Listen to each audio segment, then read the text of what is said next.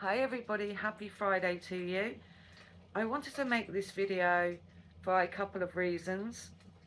One being some of you don't know my story, and the other reason because I wanted to remind myself how far I've actually come. I made a video a few days ago and I was not in a good place. I wasn't very well. I was back in bed and I wanted to remind myself of how far I've actually come. A video to remind myself, actually you've come quite far.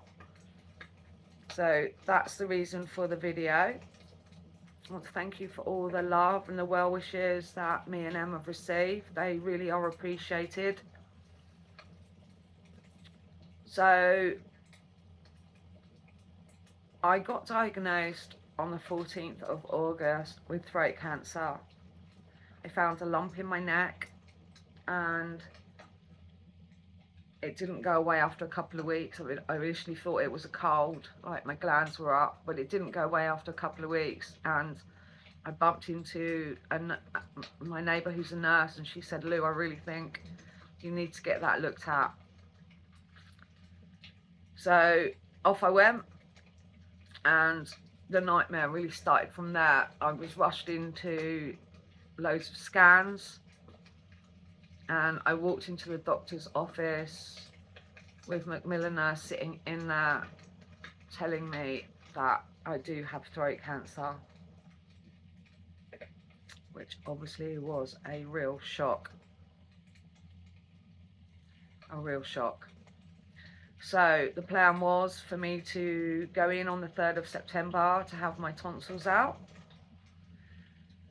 which is what I did. They sent me home without the proper pain medication, and I struggled for days. I'm sure some of you have seen the video. I struggled for days in absolute agony, not being able to eat or drink. I'd caught a throat infection on top of the surgery, so I was in a bad way. I got rushed to hospital. I was dehydrated, where I wasn't able to eat or swallow, and got sent home with some morphine and some proper pain meds. And I documented all of that, most of it crying, coming over at 4 in the morning trying to console me, bless her. Yeah, trying to console me. So that was my first nightmare.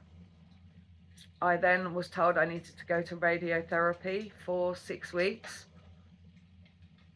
The centre that I needed to go to was in Brighton. I live in Hastings, so the logistics of it were an absolute nightmare. You know, you've got to be there every day, but people have to work. People can't take 6 weeks off. So off I went, driving all the way there. It was taking me an hour and 40 minutes. The first 2 weeks wasn't too bad. I was still able to eat and drink. So I thought, okay, well, I can do this. But the 3rd week, where they were just burning my neck every day, it just got impossible for me. So I wasn't eating, and obviously getting weaker and weaker, and trying to struggle to do my journey every day. It was an absolute nightmare for me, I'm not going to lie. I was weak, I was unwell, and just all of it. To be honest with you, I don't actually know how I did it. I really don't. So excuse me, I've got dry mouth from the radiotherapy. So I don't know how I did it. After my 6 weeks, I hadn't really eaten for 4 of those. Oh, sorry, no, go back. So the last week of radiotherapy, they decided they would get a feeding tube inside me. And I thought, God, this is going to be great. I don't have to worry. You know, I'll have some strength. I'll be well again. And so they fitted a feeding tube for me the last week that I was in radiotherapy. I came home with this pump and this white protein drink that was gunky, that was fatty.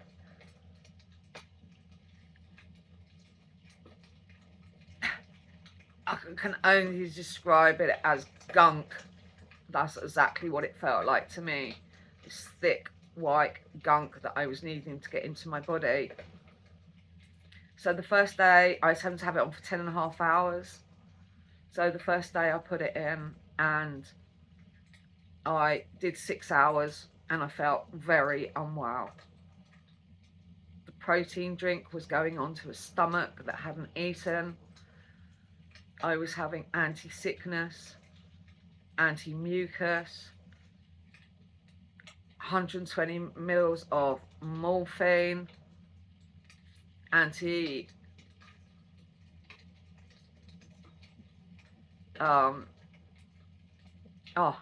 just the amount of drugs was absolutely unbelievable that I was taking.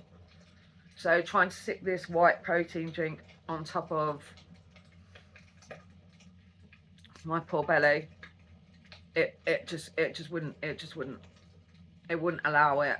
And I realised quite quickly, in fact the second day, that this was not going to be the prayer to my, you know, the answers to my prayer. This was another nightmare that I was going through. Everyone obviously was getting really worried about me not eating. I ended up calling the ambulance out 5 times.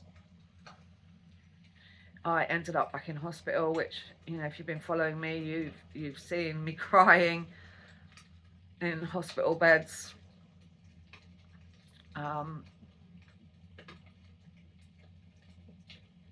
It was a really, really rough time. So I didn't eat,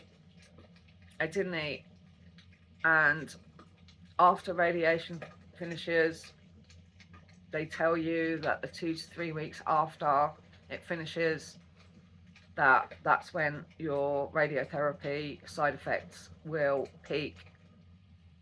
And that's exactly what they did. I was stuck in bed for a month.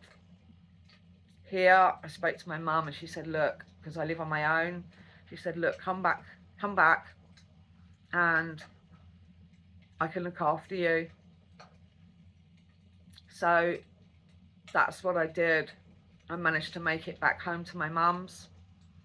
I always remember her face. I walked in with a feeding tube. I was all hunched up. I was like shuffling in. The radiotherapy had made my body so stiff. I literally felt like I was poisoned and that I had this sort of statue, and it is a thing, because I had to look it up. I thought, God, what am I going through here? And I literally was shuffling into my mum's, which was not nice, obviously, for my mum, because you try to protect. She's not very well herself, bless her, so you try to protect your family from the hurt. But anyway, I went there. I was straight to bed, and that is where I stayed for another sort of 3 weeks. I still didn't eat. My mum and brother were cooking food for their dinners, bless them, and I could smell the food coming up the stairs. And I really wanted to eat. I felt hungry. In fact, I felt starving, but my body would not allow any food to go in. And the weird thing was, I was dreaming about food. It was a really weird side effect. It was torture. It was really torture. And the hospital again were called out quite a few times. And I know it was a tough time for my friends and family. The only thing that I was doing that was really good was I was drinking, well, through the feeding tube, I was making sure that I had loads and loads of water, which I'm really sure that did help. Sorry, forgive me. I was just putting in so much water into this feeding tube because I thought, well, I know I can't survive without the food, but sorry, I can survive without the food, but I obviously can't survive without water. So that was one thing that I was doing for myself at a time when I wasn't eating. After about 3 weeks of finishing the radiotherapy, I woke up one morning and I didn't feel so sick. I felt a little bit different. I just felt a little bit more like me. And I shouted down the stairs, "Can you make me some Marmite on toast, Mum?" Which is a strange thing for me to want to eat because it's not my go-to. And she kindly made it, and I managed to have a few mouthfuls, which was amazing. And I thought, this is so great. I am now on the road to my recovery.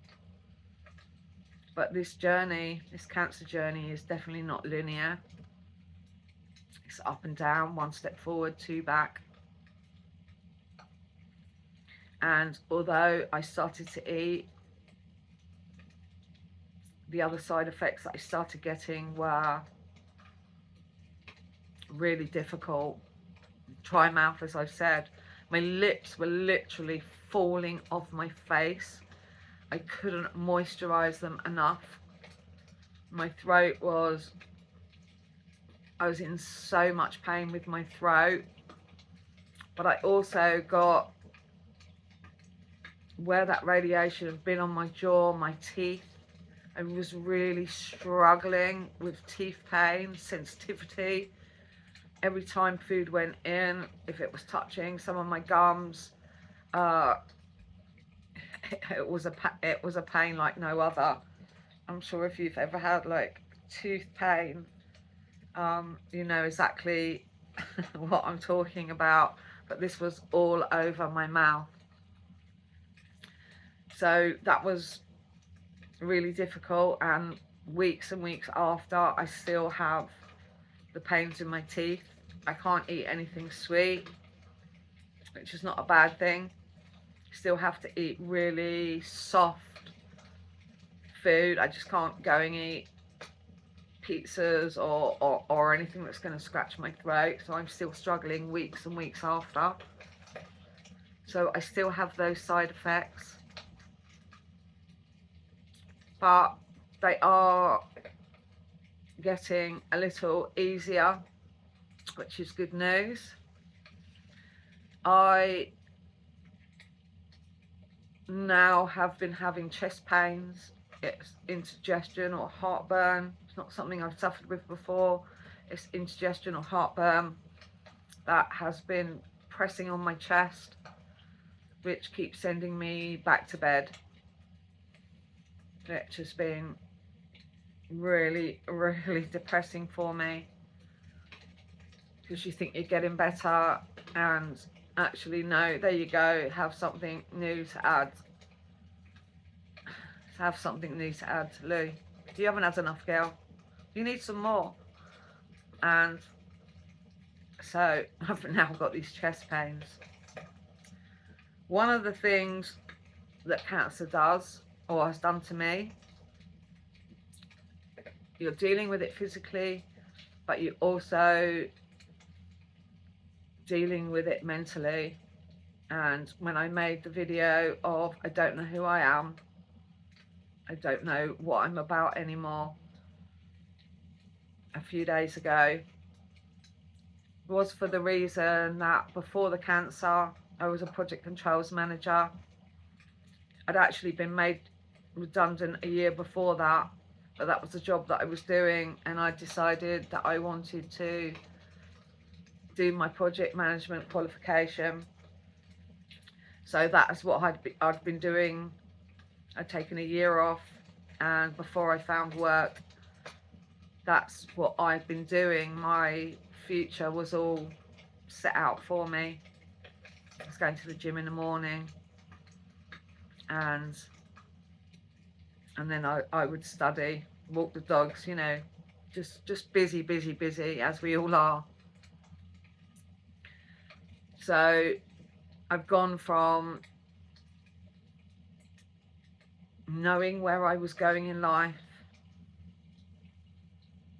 to being in the same four walls, struggling with pain every day, and life has changed.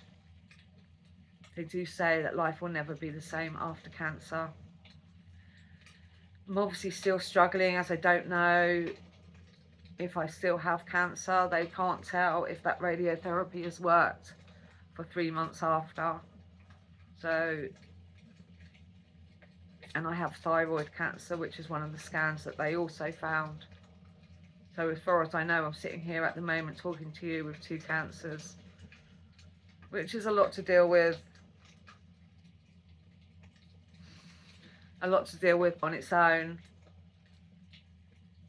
But you grieve the life that you did have, direction that I thought my life was going into, to thinking, well, what do I do now? One of the good things that has happened is I do not want to go back into project management. It's too stressful. It's a lot of money, but it's too stressful. And the buzz was good. I'm not gonna lie. It's fast paced. You know, you're chasing goals all of the time, which was fun, which was stressful. But at 56, is that really what you would want to be doing if you had the choice? And the answer's no. I had a conversation and somebody said to me, why don't you change the way you look at it and look at it as a new opportunity to do something that maybe you'd like to do. Okay, might not get as much money, but something that you would like to do. And that really gave me something positive, and it sort of shifted my mindset to something maybe a bit more exciting, something maybe a bit more in my interests. So that was just, that one conversation was really positive, and it sort of lit something up in me. I also feel that I need to be grateful for what I do have. So I wake up in the morning, and instead of thinking, God, okay, grieving for what I didn't have, let's start looking at what I do have. And I have so much. I have my little Yorkie poos that are the world to me, and you know, they're the reason that I go on. So I wake up now with gratitude. So I've shifted my mindset. I've decided to go back to the gym.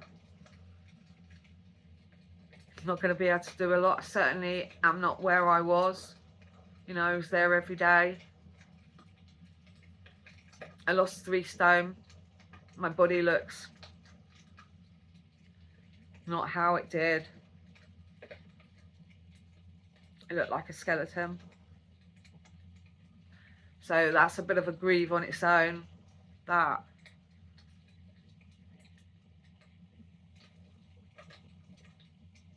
something that I need to deal with, and hopefully that I will get back to. So start where I am, and if I can only do a little bit, then that's all I can do.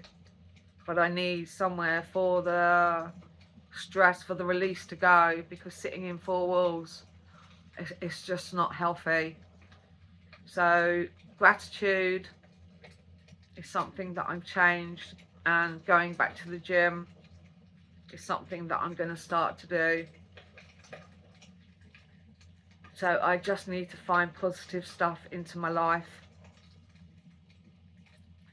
I can't be sitting here feeling sorry for myself when I see so many other people going through so much worse and they're not moaning.